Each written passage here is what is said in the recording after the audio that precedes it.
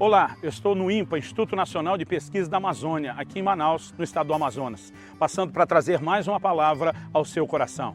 Em Números 13, 33, 10, daqueles 12 espias enviados por Moisés, regressam da terra prometida dizendo: éramos aos nossos olhos como gafanhotos, e assim também o éramos aos deles. Eu particularmente duvido que eles foram vistos por alguém, porque o contexto que a própria Bíblia nos fornece de como tratavam os espias que eram descobertos naquela época era com morte. José ameaça seus irmãos simulando essa possibilidade. Os 2 espias enviados por Josué precisam ser escondidos por Raabe para não morrerem. Se eles tivessem sido vistos pelos povos da terra, eles teriam sido executados. Mas quem se vê como gafanhoto acha que os outros também o enxergam como gafanhoto. Na verdade, a maneira como nos vemos é uma crença muito limitadora, ou pode se tornar uma crença muito limitadora. Precisamos nos enxergar pelos olhos de Deus, através da palavra de Deus, porque você é aquilo que você vê. Esse é o tema da nossa conversa hoje. Fique comigo e nos próximos minutos nós falaremos disso. O que percebemos, não só nesse texto, mas em várias porções das Escrituras, é que a maneira como nos vemos, ela terá grande impacto sobre nós. Eu vejo muitos crentes se posicionando, falando de forma contrária, contra a psicologia, contra a autoajuda. Já vi críticas a pregadores que estão promovendo autoajuda, dizendo que deveriam oferecer ajuda do alto. Mas a verdade é que a palavra de Deus é um livro de autoajuda. Deus, o que é a definição de autoajuda? Nós recebemos instruções que temos que colocar em prática e mudar a nossa própria vida. Deus diz em Deuteronômio 30:15, eu coloco diante de vocês a vida e a morte, a bênção e a maldição. Deus diz, escolhe vida. Ele está dizendo aqui, eu aponto o caminho para que você execute. Eu ofereço algo que você precisa implementar na sua própria vida. Então, bobagem falar contra a autoajuda quando a Bíblia é um livro de autoajuda. Bobagem atacar tudo na psicologia quando muito do que ela descobre é a constatação do comportamento humano no jeito que Deus mesmo o criou. O que não podemos é colocar as nossas crenças sobre isso. Mas precisamos perder o preconceito, porque senão deixamos de enxergar aquilo que a palavra de Deus afirma e que muitas vezes a própria psicologia descobre. Como, por exemplo, o poder de uma autoestima, a forma como nós nos olhamos. Quando eu era ainda bem garoto, eu me lembro ter passado na frente de um circo e ter visto um elefante que estava dançando, preso numa corrente, amarrado no chão. Mas eu lembro que eu fiz um comentário com alguém que estava perto de mim. Falei, essa corrente é pequena demais para segurar um elefante desse. Eu duvido que esse lugar que prenderam no chão tenha força de resistir à força de um elefante. Um animal que muitas vezes pode derrubar uma parede só de se apoiar nela, arranca árvores com a sua tromba que estão profundamente enraizadas no chão. Um animal forte como aquele, como poderia estar preso aquilo?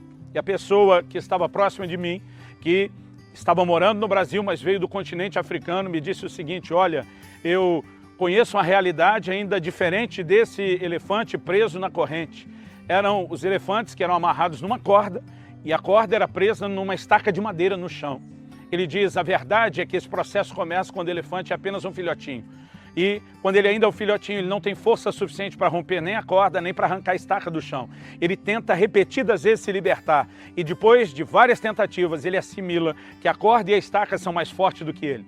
Com o tempo ele cresce, mas ele sequer tenta sair novamente, porque ele já assimilou uma imagem interna de que a corda e a estaca é maior do que ele. Eu quero tomar isso como uma ilustração da prisão onde muitas vezes nós nos colocamos. Esse espírito estava dizendo nós éramos como gafanhotos. Ora, lugar de gafanhoto é para o deserto, é lá que João Batista se alimentava deles. Então foi o lugar para onde eles acabaram voltando, porque você é aquilo que você vê. O livro de Provérbios nos declara, lá no capítulo 27, no verso 19, que assim como na água o rosto corresponde ao rosto, assim o coração do homem ao homem.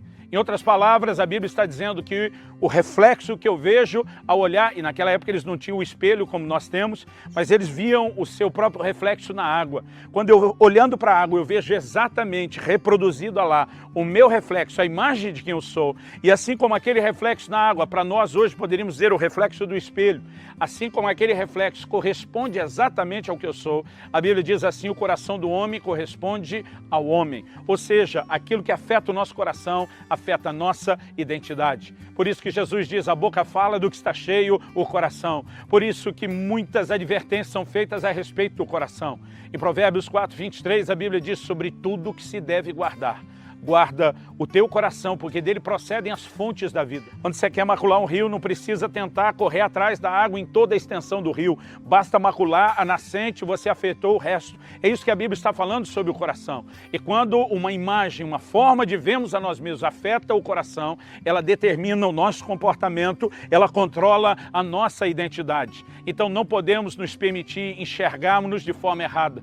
Os dois únicos espias que entraram na terra prometida, Josué e Caleb, eles não se viam como gafanhotos. Eles, na verdade, olham para aqueles gigantes e dizem, nós vamos consumi-los como pão. Ausentou-se deles a sua segurança, o Senhor é conosco. Agora, a imagem que esses dois tinham, que os introduziu na terra prometida, foram os únicos. Ela foi formada pela palavra de Deus. E eu e você precisamos entender que não podemos basear uma imagem de nós mesmos, formada talvez na impressão que nós temos de nós mesmos, ou pelo preconceito que outros geraram no nosso coração. Tem gente que cresceu a vida inteira ouvindo dizer, você nunca vai ser nada, você nunca vai ser ninguém, você não vai fazer ou realizar coisa nenhuma, mas o que nós precisamos entender é que a verdade a nosso respeito não é o que as pessoas falaram de nós, não é sequer o que nós mesmos pensamos de nós, mas é aquilo que Deus pensa e declara a nosso respeito. Essa é a verdade, essa é a realidade a nosso respeito. Em Tiago, no capítulo 1, ele compara o relacionamento do crente com a palavra de Deus como alguém que se olha no espelho. Ele fala sobre ser não apenas ouvinte, mas praticante da palavra. E ele diz, aquele que é apenas ouvinte e não praticante, é semelhante ao homem que se contempla no espelho, mas depois vai e esquece-se de como era. Eu não sei quantas pessoas já tiveram essa experiência, mas eu, quando criança, tinha. Eu brinco, às vezes, talvez as mulheres não, porque gastam muito mais tempo na frente do espelho. Mas eu me lembro quando criança, às vezes, de muito tempo sem olhar a minha imagem, o meu reflexo, me dava uma angústia, um desespero de tentar lembrar como era o meu rosto. Eu tinha aqueles momentos de apagões na memória, eu queria lembrar. Me lembro de uma vez na rua, eu parei na frente de uma vitrine tentando ver o reflexo do meu rosto, porque ainda garoto eu queria me lembrar de como era. Então, quando o Tiago fala sobre isso, eu entendo ele. Mas eu quero fazer o paralelo. Quando ele fala de um espelho que mostra quem nós somos, ele está falando da palavra de Deus. A palavra de Deus revela a nossa verdadeira identidade. A palavra de Deus revela tudo aquilo que nós somos em Cristo Jesus. Ela apresenta as verdades que Deus tem declarado a nosso respeito. Agora, quando o nosso relacionamento com a palavra é superficial, nós temos apenas um pequeno vislumbre de quem nós somos e daqui a pouco nós nos esquecemos daquilo que nós vimos. Quando criamos vínculos com a palavra, permanecemos diante dela não apenas na leitura, na meditação, na confissão, mas na prática da palavra. Essa identidade, ela começa a penetrar cada vez mais fundo dentro de nós, a ponto de não trazer nenhuma crise, nenhuma dúvida acerca da nossa identidade. Assim como aqueles 10 espias estavam numa verdadeira crise de identidade a respeito de quem eram. Eu creio que muitas pessoas hoje dentro das igrejas estão vivendo a mesma crise. Aliás, se você observar o que distinguiu os 2 espias que entraram na terra, dos 10 e do resto da geração que os 10 deixaram de fora, todos eles tinham o mesmo Deus, todos eles tinham as mesmas promessas, todos eles estavam diante das mesmas adversidades.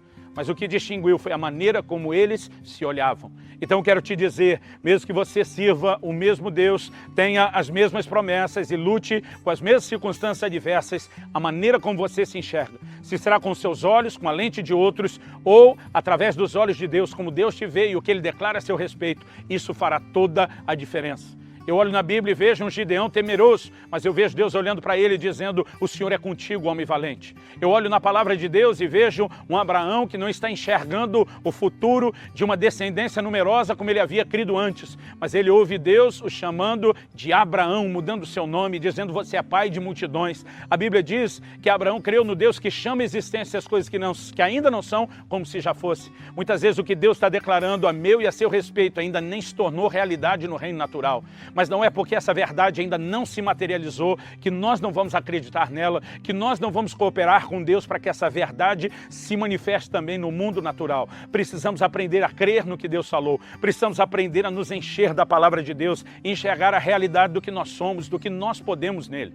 Nós precisamos mudar a forma de nos vermos. Eu acredito que a minha identidade não tem a ver com a minha história, com aquilo que eu era antes da minha conversão. O apóstolo Paulo diz, eu nem sou digno de ser chamado apóstolo. Ele diz, eu sou o menor dos apóstolos. Eu persegui a igreja de Deus. Ele reconhece de onde ele saiu, mas ele não está dizendo que isso o define. Ele entra em 1 Coríntios 15, agora no versículo 10, dizendo: mas pela graça de Deus sou o que sou. A minha identidade não depende da minha história, nem do que disseram a meu respeito. A minha identidade é formada e impactada quando a graça de Deus entra na minha vida, quando ela muda a minha história e uma nova realidade é gerada a meu respeito. Você jamais saberá quem realmente é em Deus se você não gastar tempo com a palavra. E você precisa permitir que ela entre profundamente no seu coração, porque aquilo que afeta o seu coração afetará a sua vida. Talvez você seja alguém parecido com esse elefante, que antes da conversão, ou no início da caminhada, quando espiritualmente ainda era fraco, se viu preso por coisas que não conseguia vencer. E talvez até hoje você acredite que essas coisas ainda são maiores do que você, que há limitações que jamais vão te impedir de ser ou de se tornar aquilo que Deus planejou para você. Mas está na hora de você descobrir quem você é, a semelhança daquele elefante, descobrir que você cresceu, descobrir a sua força, não que ela venha de si mesmo, mas do poder do Espírito de Deus trabalhando em você, da revelação da palavra de Deus mostrando a sua identidade. Está na hora de você se libertar, seja da corrente ou da corda presa na estaca, pelo entendimento de que você é mais do que aquilo que os seus olhos têm percebidos. Deixe o próprio Deus formar no seu coração a sua verdadeira identidade, a consciência de quem você é, do que você pode nele, a consciência de que você, junto com Deus, pode vivenciar coisas extraordinárias, pode entrar numa dimensão de realizações sobrenaturais. Como diz o livro do profeta Daniel, o povo que conhece o seu Deus será forte e fará proezas. O que nós somos, o que podemos realizar, está atrelado ao conhecimento de Deus e à revelação que isso proporciona sobre quem nós somos. Porque, como afirmei desde o início, você é aquilo que você vê. Pare de se enxergar da forma errada e permita que a lente da palavra de Deus seja o meio de você ter a revelação correta da sua verdadeira identidade, em nome do Senhor Jesus.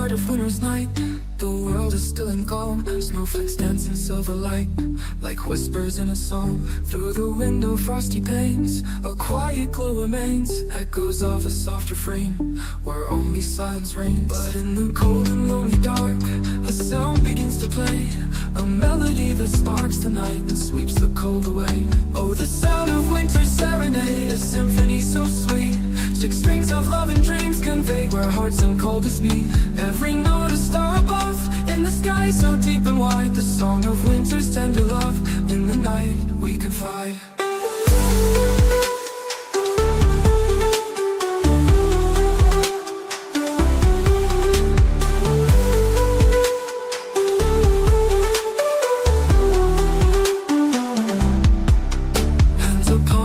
Guitar, fingers soft and warm, playing through the quiet stars, a shelter